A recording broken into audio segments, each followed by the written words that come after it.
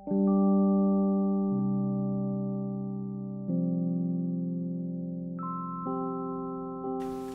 everyone, welcome back to my channel. I'm finally doing my 2018 top books wrap up. This video is going to focus on fiction and then I'll film a separate one for non-fiction just so that it's not too long. I'm going to try and do this as quick as I can, so I've got my list. I'm not going to hold any books up. I'm just going to do it all digitally with the pictures because I just find that picking up the books and pulling them off my shelf and everything, it takes quite a bit of time. So I'm going to get this filmed. I'm going to do it now. I'm going to do it as quick as I can and share this with you guys because it is quite overdue and I'm sorry about that. I'm not going to do this in order of preference. It's too hard for me to put all of my 5-star reads into a list in order of preference because they're all so different from one another and they all have their own merits. So I'm just going to read them out in no particular order. Here goes. Monkey Grip by Helen Garner. If you know me or my channel, you know how much I love Helen Garner. I technically finished Monkey Grip right at the beginning of last year, I think January 1st or 2nd. So it feels like a long time ago, but it has to be included because it wasn't included in the yearly wrap up before.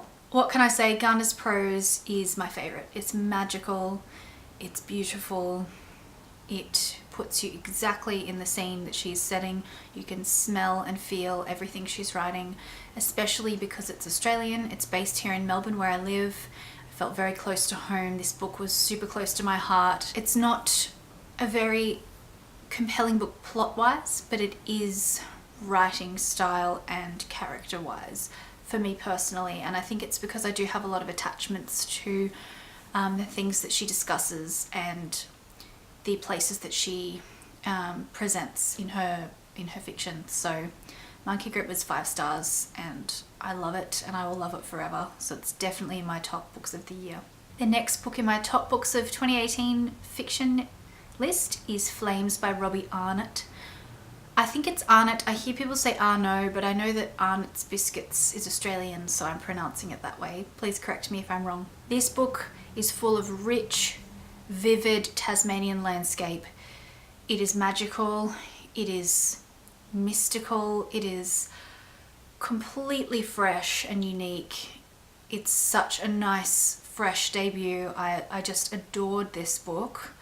I had it on my shelf from the very beginning of when it was released and it took me a while to pick it up because I think I was reading a lot of female writers at the time, and when I did, it pulled me right out of a reading slump that I had last year. I just adored it. I wish it went on for longer. I loved it so much. So here's a little segment from my Goodreads review. Arnott breathes life and personality into elements that overpower us as mortal beings, connects us to the workings of Earth, and ties each story into one another with such flow and grace. A true marvel. I was completely captivated throughout and very sad to reach the end, and that is so true. Still very relevant review, so I really recommend you get a copy of that if you haven't read it already. Next up we have Normal People by Sally Rooney. This won't come as a surprise to many of you. It was listed for a lot of different prizes. It was just, you know what? I'm not actually sure how to sum it up because it's such a simple book, but it's also very complex. It's essentially a portrayal of the subtle misconceptions that we as human beings experience through connecting with one another. We're always sort of holding back parts of ourselves and thoughts in our heads because we don't want to say the wrong thing or upset someone. We sort of overthink everything in our relationships and our friendships and our every aspect of our life. We're connecting with other humans essentially, and Sally Rooney portrays two perspectives so equally, which I find brilliant. It's quite hard to do that, especially, you know, writing a male and a female perspective in a relationship. You generally, even though the writers generally do try and do it equally, you kind of feel a bit of a pull towards one or the other in terms of preference. It touches on social and economic class divides, bullying, social isolation, mental health, domestic abuse, it covers a lot of different topics which are very important.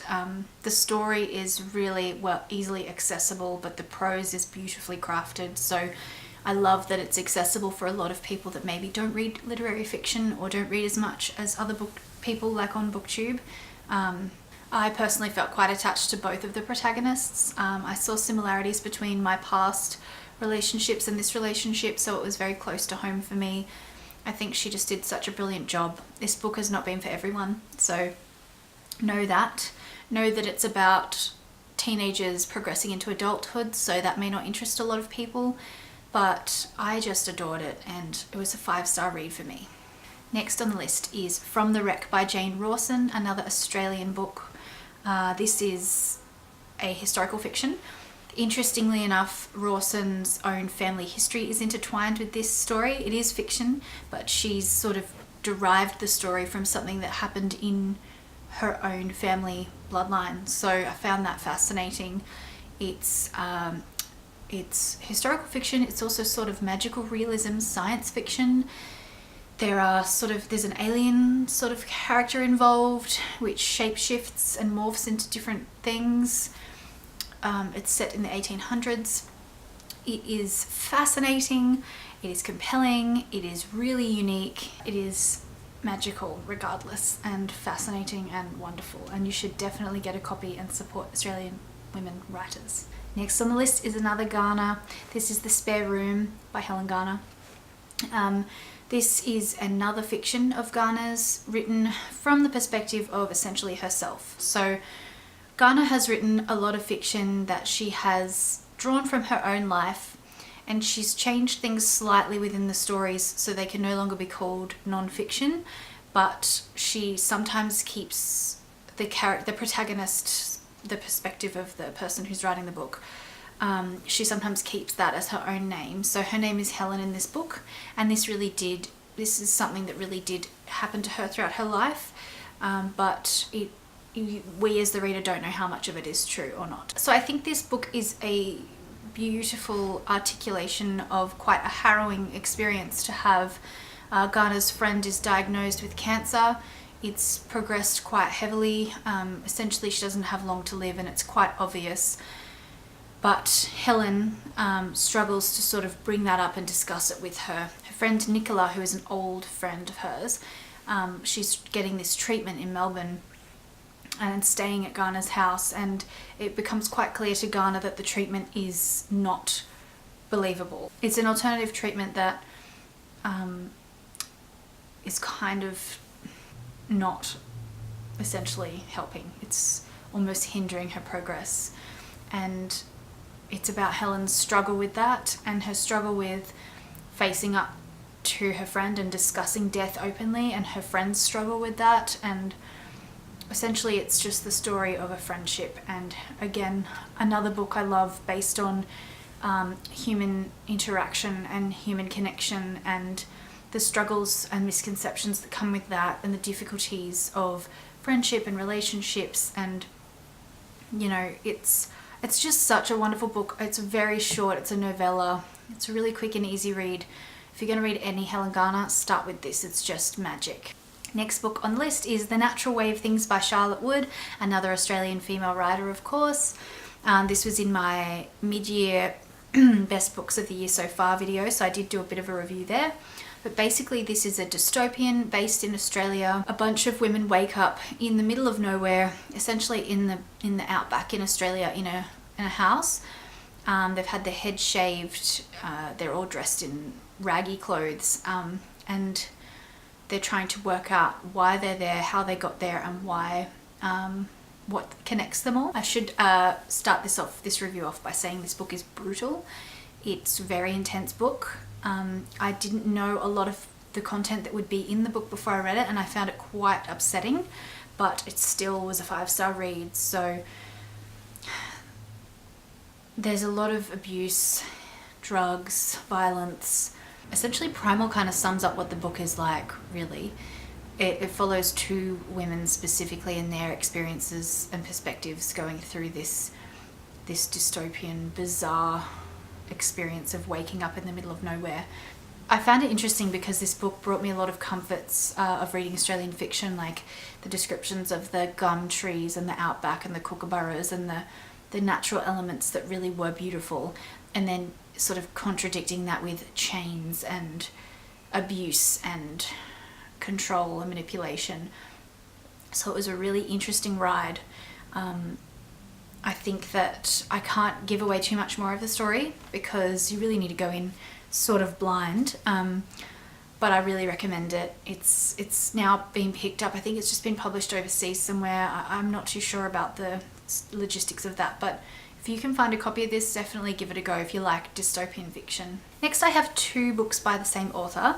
I'm just going to put them together because it's really difficult to separate them. The first one is The Love of a Bad Man by Laura Elizabeth Willett. This is a collection of short stories about bad men throughout history, told from the perspectives of their partners, their female partners.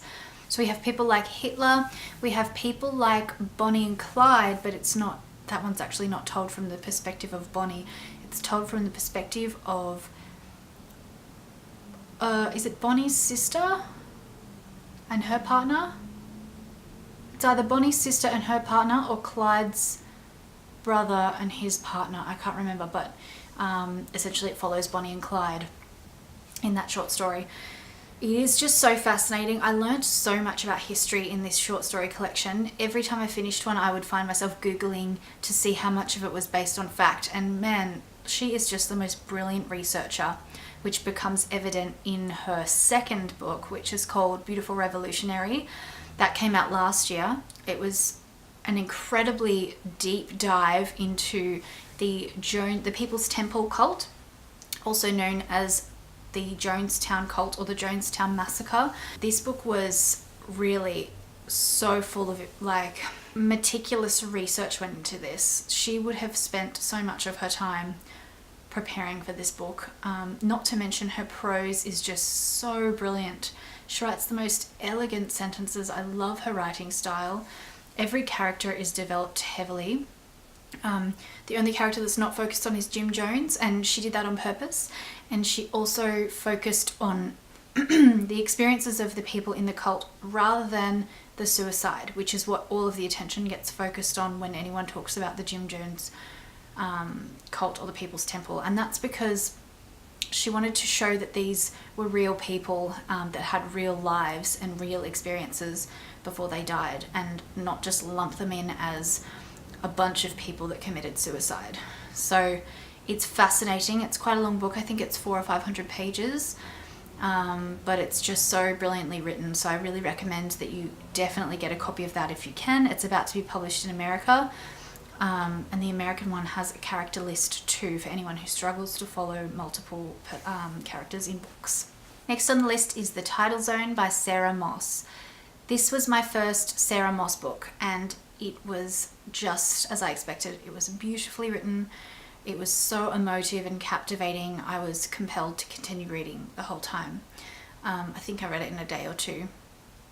I just loved the perspective of the stay-at-home dad. She brilliantly gets into the character of the protagonist, which is the dad, and separates out his own reality from our reality. So watching the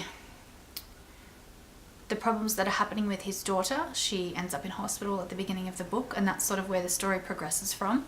But also his work on the side. He's writing the history of a cathedral. Sorry, he's working on the history of the rebuilding of a Coventry cathedral. So she separates that out quite brilliantly. And at first I was like, oh, I'm not sure if I'm enjoying this. But then as you sort of go through the book, you realize that she's doing this on purpose to shape his character. And it's so genius. It's just, I loved it so much. I have already read a new Sarah Moss this year because I just can't wait to get more and more of her work into my brain. I loved it. Recommended. Next on the list is Crudo by Olivia Lang. This is a brilliantly bizarre character study on Kathy Acker, who is actually dead and not really alive, so it's fiction.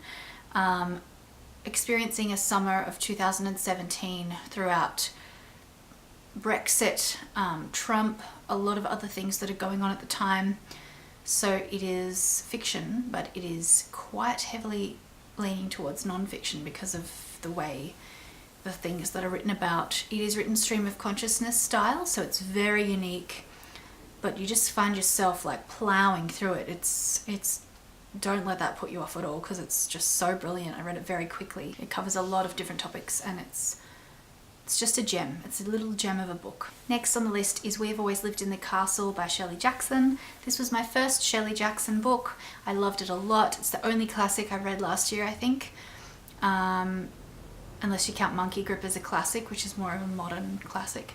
It was brilliant. It was dark. It was gothic. It gave me that real nostalgic, cozy vibe while also being creepy, and I just love that feeling and that experience. So I'm keen to read more Shirley Jackson. I read some short stories of hers last year too, which were brilliant. This book's not for everyone. My husband didn't love it as much as I did. I think that it's just a personal preference for me, this style. You know, every now and then to read one of those real cozy, gothic, creepy, slow burning books. I really loved it. Next on the list is Stay With Me by Air Barmy Adebayo. This is an African book, and it was so brilliant. I loved it so much. I really found a love for African fiction last year, and I'm hoping to get a lot more of that under my belt this year. This book was set within the rocky political landscape of 1980s Nigeria. Essentially, it is a compelling novel about love and the innate desire to procreate. Interestingly, I read this during the early stages of my pregnancy. It was either the early stages of my pregnancy or just before we attempted to get pregnant. So it was quite close to home for me. The themes in this book are really heavily sort of impactful for women who are interested in pregnancy, birth, childbirth, have experienced miscarriage, all of these sorts of things. It's quite heavy in that sense. So if you're feeling sensitive about any of those topics, maybe don't read this book at this point. Save it for a time where you're feeling a little less fragile, but it is just so beautifully written and brilliant. It's definitely one of those heart-wrenching, comedic, sad books. It sort of covers all of those emotions, and at times I was laughing, at times I was very emotional. So yeah, it really hit me, that book. I loved it so much, and I really recommend it to anyone who's interested in any of those topics or just reading some great African contemporary fiction. Next on the list, I have two thrillers. The first one is The Lost Man by Jane Harper. This is Harper's third fiction thriller. It was, no, actually, sorry, I shouldn't say thriller.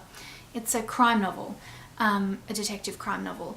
It's an Australian book, and it's based in the Australian outback. I think this is Harper's best book yet. She shapes vivid Australian landscape really well, especially in this book. She covers a lot of interesting topics like domestic abuse and the patriarchy, very subtly the patriarchy. And I don't want to say too many things because I might give away the story, but pick it up, give it a go. It's brilliant. If you get halfway through and you think, I don't know if this is for me, keep going, because it really packs a punch, and I found it one of the best books I read last year. And the second thriller is The Woman in the Window by A.J. Finn. I read a lot of thrillers last year, mostly because I had a slump, and I tried to use them to pull myself out of that slump. But most of them I hated, and I gave 1 or 2 stars. I just found them predictable, uninteresting, bland. These two were great. The Woman in the Window was a brilliantly written thriller, which is reminiscent of Rear Window by Alfred Hitchcock, the film. It's about a woman suffering with agoraphobia, and she sees something through her window one day. She's living in New York, and it's about, you know, what progresses from there. Is she crazy? Did she really see it? Or was it real? And is something really serious going down? And she's trying to work it out, and it's just so good. So many twists and turns that I really didn't expect. I felt a physical thrill in my body, which I've not experienced before reading a thriller. Highly recommend if you're interested in thrillers or crime. The last fiction I have to mention today is Wintering by Chrissy Neen. This is a book that I gave 4.5 stars, so it's the only one that I didn't rank 5 stars, but it's worth being in this list because it was so good. This is another one that shapes vivid Tasmanian landscape beautifully.